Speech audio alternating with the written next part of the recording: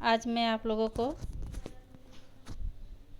फिर से कारक बताने जा रही हूँ, क्योंकि इससे पहले भी हम लोग कारक पढ़ चुके हैं, लेकिन कारक के कुछ ही भेद को देखे थे। आज जो हम लोग पढ़ेंगे वो कारक का आगे जो भेद बचा हुआ है उसको पढ़ेंगे, क्योंकि उस दिन हम लोग देखे थे कर्ता, कर्म, करण। लेकिन आज हम लोग क्या देखेंगे तो संप्रदान कारक, संबंध कारक, अधिकरण कारक, संबोधन कारक, ये कारक के जो 5 भेद है, आपादान कारक, ये पांचों को आज हम लोग देखेंगे। तो आइए सबसे पहले हम लोग संप्रदान कारक को देखते हैं। संप्रदान कारक क्या है?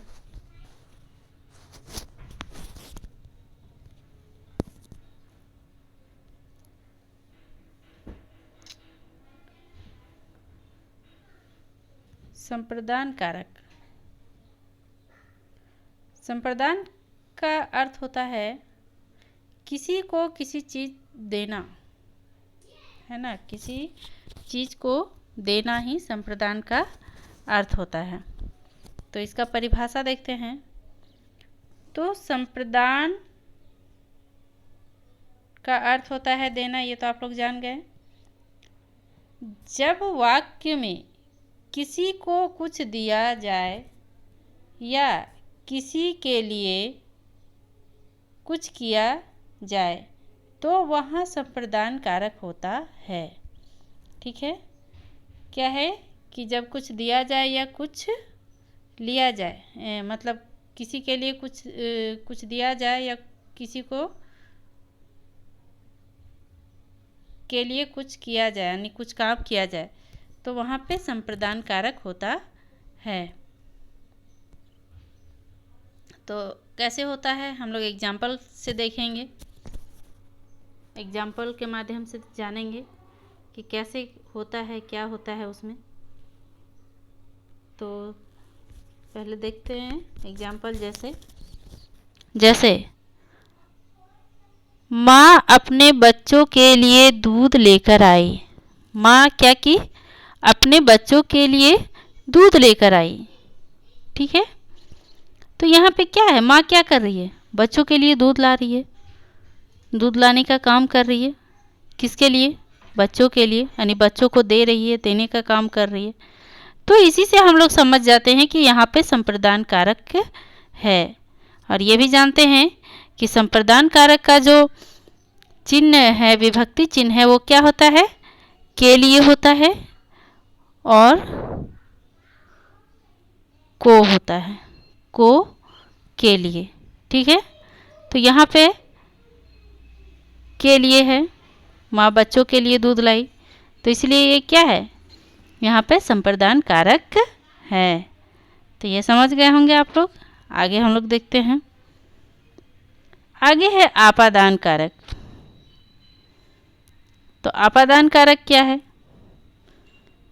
तो आपादान कारक में क्या होता है, मतलब आपादान का मतलब होता है एक चीज़ को दूसरे चीज़ों से अलग करना, किसी एक वस्तु को दूसरे वस्तु से अलग करना ही आपादान कारक होता है। तो इसका परिभाषा पहले देखते हैं क्या है। जब संज्ञा या सर्वनाम के किसी रूप से किन्हीं दो वस्तुओं को अलग होने का बोध होता है तब वहाँ आपादान कारक होता है। संज्ञा या सर्वनाम के किसी रूप से किन्हीं दो वस्तुओं को अलग होने का बोध होता है तब वहाँ आपादान कारक होता है।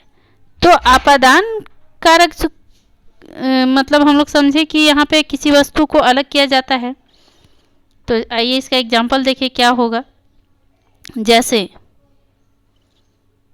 जैसे क्या है, सांप बिल से निकला। सांप जो है वो बिल से निकला, तो सांप कहाँ से निकला? बिल से निकला। तो यहाँ पे से, ये भी हम लोग जानते हैं कि आपादान कारक का विभक्ति चिन्ह जो होता है वो क्या होता है?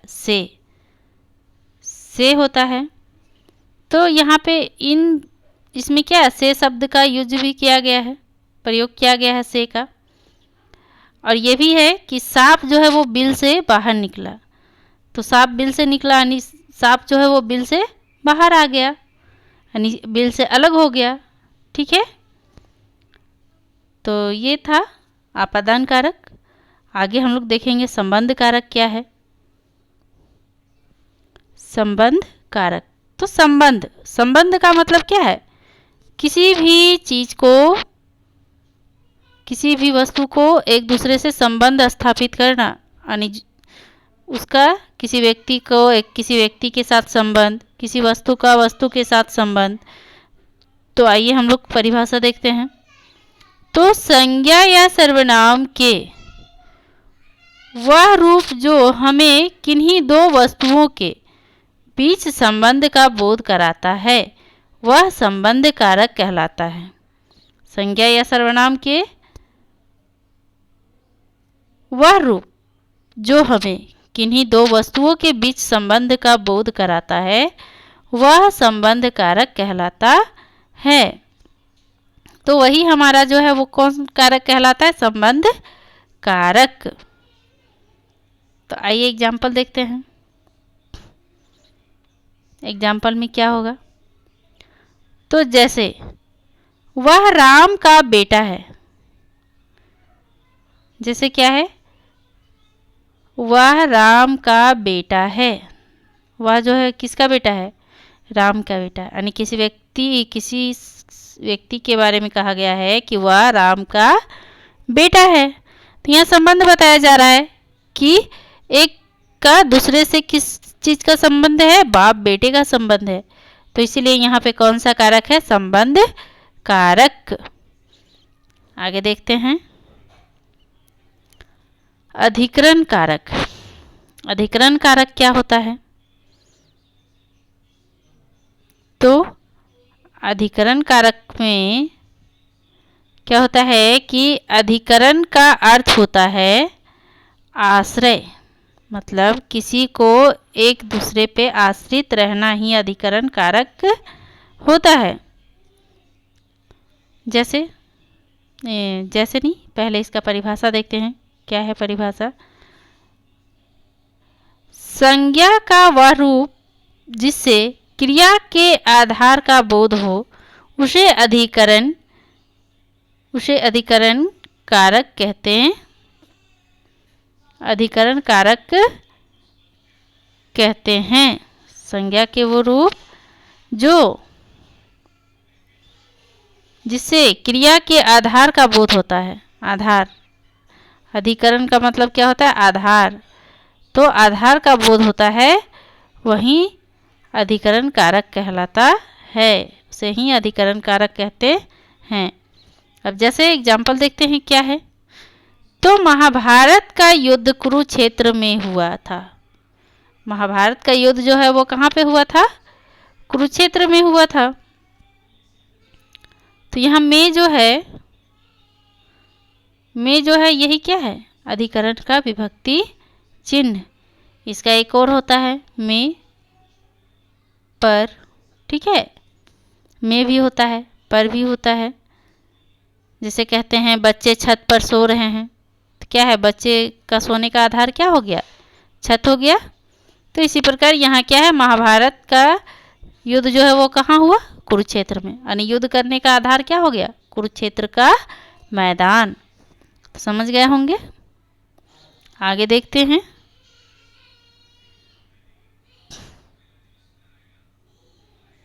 संबोधन कारक। संबोधन कारक का क्या होता है, तो ये देखते हैं परिभाषा इसका।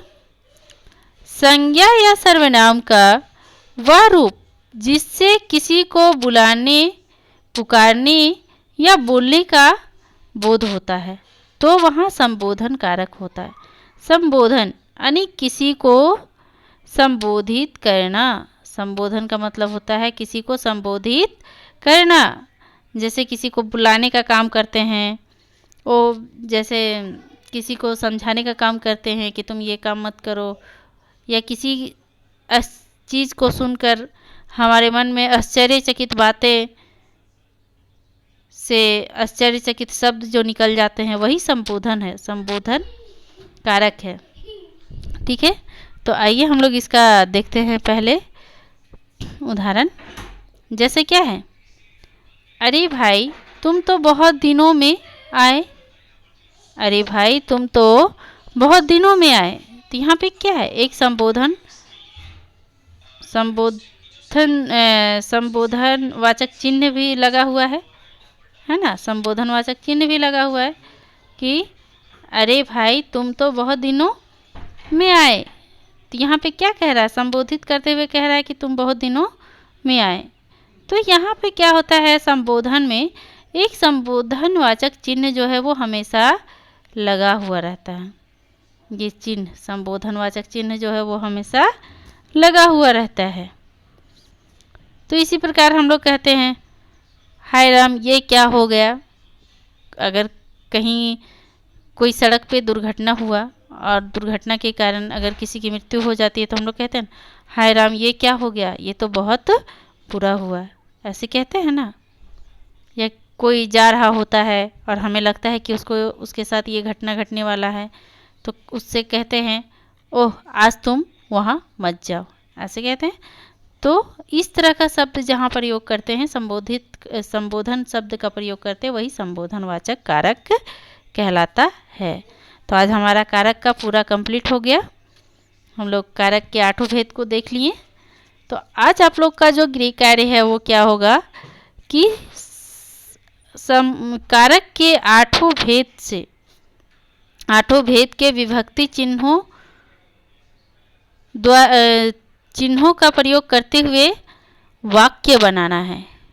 कितनी वाक्य बनाना है, 15 वाक्य बनाना है। कारक के विभक्ति चिन्हों का प्रयोग करते हुए 15 वाक्य बनाना है।